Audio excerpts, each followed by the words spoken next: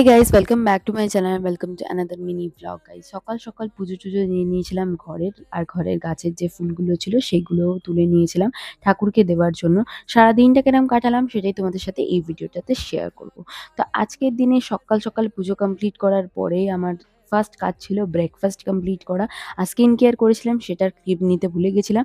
আর এত বৃষ্টি হচ্ছিল সারাদিন যে রাস্তা পুরো ভিজে, আর ছাতা ছাড়া মানে সেদিনটা যাওয়াই যাচ্ছিল না।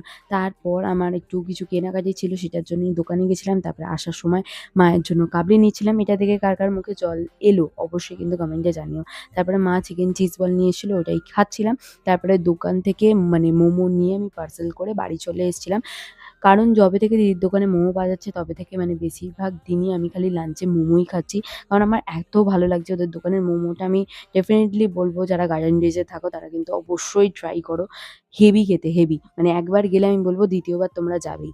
এখানে সীতাফলের একটা নতুন আইসক্রিমের ফ্লেভার এসেছিল, ওটাই ট্রাই করছিলাম।